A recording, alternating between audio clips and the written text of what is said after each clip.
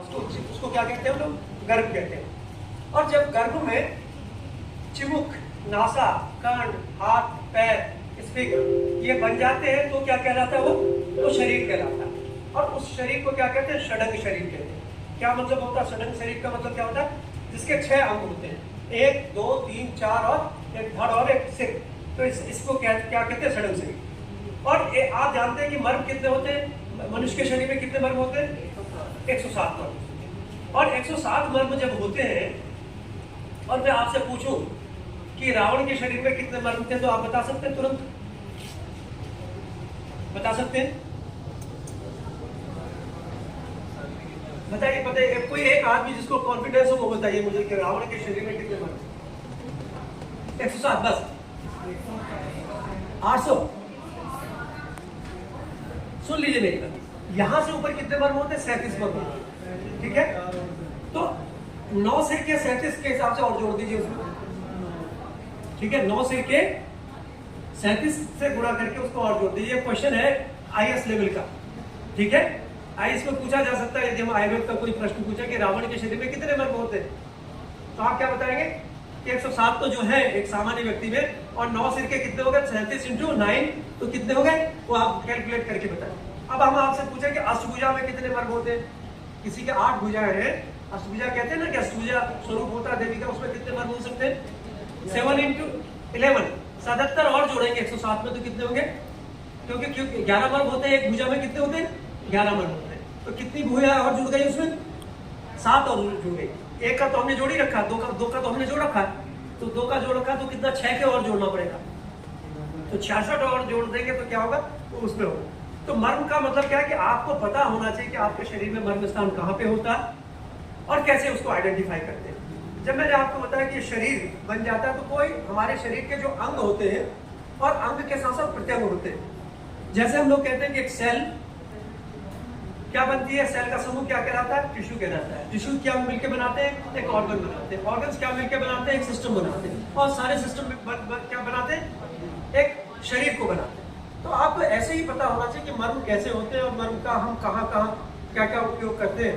रख के देखिए सब लोग, एक यहाँ पे जीटी स्टर्नल, ये इस पे रखिए, क्या कहते हैं? Sternal knows. स्टर्नल नोज पे रखिए और बीच का उंगली नाप के देख लो, फिर बाद में नहीं दिखाई देगा। ये नाप के देखो, ऐसे नहीं, ऐसे करने से नहीं, ऐसे नहीं होगा, ऐसे नहीं। खोलो हाथ को, खोलो अंगूठे के साथ, यहाँ नाप के देखिए। तो ये कहाँ पे आया? GP sternal. अब जीपी स्टर्नल पे अंगूठा रखिए और फिर नापिए कहाँ पे आती है। मोटे हाथ भी ट्राई ना करें, त्रिपाठी जी का नहीं आएगा, और 9 पे आएगा, मिथिलेश जी 4 अंगुल ऊपर रहेगा। ठीक है, ये कहाँ पे रहेगा? नाभि पे। अब नाभि पे अंगूठा रखेंगे तो क्या होगा? ये जीपी सिम्फाइसिस प्यूबिस का है। तो आपने क्या किया? पूरे के पूरे एब्डोमेन को और थोरैक्स को कितने में डिवाइड किया आपने? 3 मिला। पहले आपने कभी जाना था कि ऐसा होता? नहीं पता। अब आपको एक और चीज बता, यदि आपने रीनल एंगल जाना है, रीनल एंगल समझते हैं कहाँ पे होता है? ऑस्टियोइड। यदि मिड लाइन पे, यदि मिड लाइन देखिए, इससे 4 अंगुल की दूरी पे रखिए और रिब्स के नीचे इसको हाथ को रखिए और हाथ को ऐसे रखेंगे तो क्या होगा? जहां पे बीच की उंगली आती है वहां पर मैकबर्नीज पॉइंट होगा। ठीक है, कैसे होता है?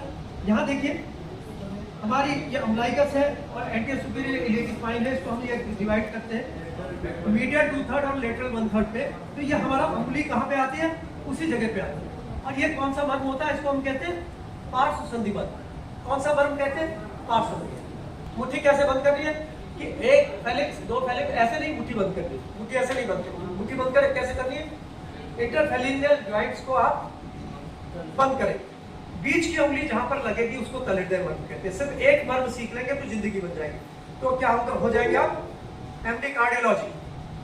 ठीक है, सिर्फ एक मर्म बिंदु से आप क्या हो सकते हैं? ये हृदय की बीमारियों को ठीक करने में सहयोगी हो सकते हैं। तो बीच की उंगली को बंद कर दीजिए, तो यहाँ पे उसको क्या कहते हैं? तल हृदय मर्म। अब ये बताइए कि हमारे शरीर में कौन सा हृदय होता है? हृदय कहाँ होता है? हार्ट की पोजीशन पता है किसी को? है पूरा आप बता सकते हैं कितने कहाँ से, कौन सी रिब से लेके कहाँ तक बताएंगे, या स्टर्नम की तरफ से बताएंगे? याद नहीं, चलिए कोई बात नहीं, आयुर्वेद के व्यक्ति है, याद नहीं, कोई बात नहीं। अब मैं बताता हूँ आयुर्वेद की वजह से क्या होता है। हृदय कितने होते हैं हमारे शरीर में? 5 हृदय होते हैं, 4 शाखा हृदय होते हैं और एक क्या होता है? एक वक्ष में होता है। और उसका प्रमाण कितना होता है? मुट्ठी प्रमाण होता है। ठीक है, कितने मर्म है जिनके मुट्ठी प्रमाण होता है? पता है आपको? कितने मर्म ऐसे हैं जिनका प्रमाण मुट्ठी भर होता है? नहीं। एक तो सबसे पहले नीचे से गिरिए, गुदा। कितने? गुदा का प्रमाण क्या होता है? मुष्टिका भर। वस्ती का प्रमाण क्या होता है? मुट्ठी। फिर नाभि का प्रमाण क्या होता है? मुट्ठी। फिर हृदय का प्रमाण क्या होता है? मुट्ठी। तो 4 मुट्ठी के बराबर हमारा ये सारा का सारा जितने मुख्य मर्म है उनका प्रमाण एक मुष्टि का प्रमाण होता है। हाथों पे ऐसे रखना, अंगूठे को एक्सिलम में जहां तक जा सकता है उसको डालना है, और ये जो आपकी मिडिल फिंगर है उसको क्या करना है? Towards the acromioclavicular joint. उसको क्या करना है? एक्रोमियोक्लेविकुलर जॉइंट की तरफ। ठीक है, अब ये बीच की उंगली जहां पर स्पर्श करती है वहां पर क्या होता है? कौन सा मर्म होता है? इसको कक्षाधर मर्म कहते हैं।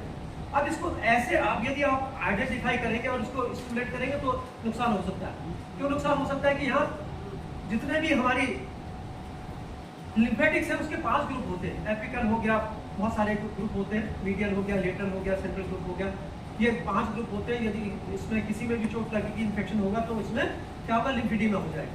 तो ऐसा नहीं करना। तो उसके लिए क्या करना होता? अब आपको जो यदि एक्सरसाइज करनी है तो क्या करना? ऐसे उसको रखिए, अंगूठे को जितना ऊपर डाल सकते हैं, मैक्सिमम जहां तक डाल सकते हैं, ये अपने लिए।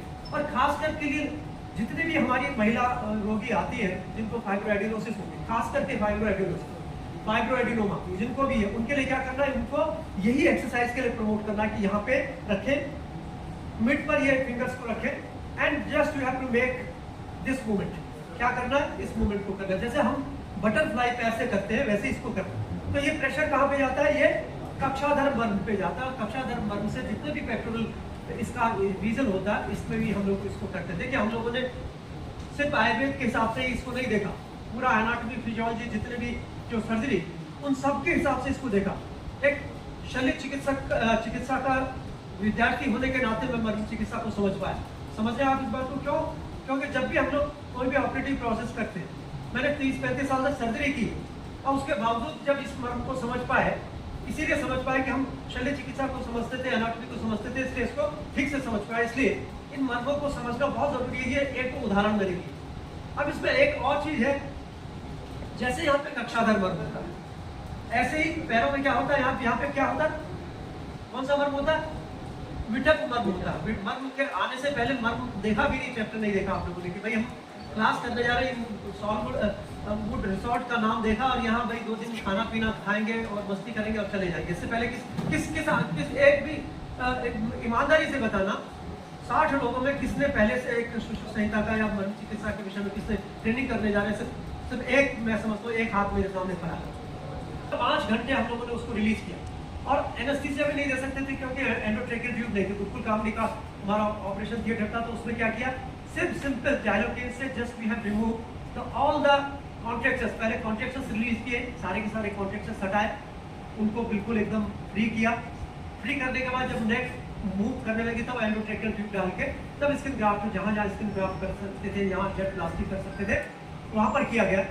तो ऐसी कंडीशन में भी आप देखें कि क्योंकि it was over the exposed part only, total complete patient was not able to move the neck in any direction, वो घुमा नहीं सकती थी। ऐसा ही इस मरीज के साथ था। तो ये तारकोल कहीं डालना था, छत पे कहीं तारकोल डालना था, तो डब्बे में तारकोल पिघला के पूरा का पूरा गिरा, पैर में फंसा होगा तो सारे शरीर में गिर गया। और इसके बाद हाथ का एम्पुटेशन करना पड़ा। ये मेरे पास इसके लिए नहीं आया था, हमारे पास क्या काय के लिए आया था?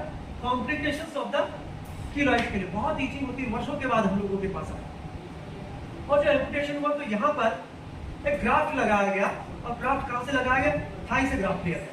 और थाई से जहाँ से ग्राफ्ट लिया गया वहां पता लगा वहां भी कीलॉइड फॉर्मेशन हो गया। और यहाँ भी दिक्कत बहुत भयंकर, वो स्टेरॉइड भी और पता नहीं क्या क्या लेता था, एंटीप्रोराइटिक स्टेरॉइड, पता नहीं क्या क्या चीजें लेता था, लोकल एप्लीकेशन के लिए इंजेक्शन भी लगाए, but there was no relief. तो उसमें हम लोगों ने क्या किया? Just we have stimulated the corresponding मर्मो पॉइंट। करस्पॉन्डिंग मर्मो पॉइंट का मतलब क्या? जिस जगह पर कोई बीमारी है उसके समीपवर्ती मर्मों को स्टिमुलेट करना। ठीक है, जैसे यदि ये यहाँ पे है, यदि यहाँ की इंफॉर्मेशन हमें कहाँ देनी होगी तो यहाँ के ग्राम प्रधान को देंगे, या यहाँ का जो कंसर्निंग बॉडी होगी उसी को देंगे। द सेम वे जहां पर भी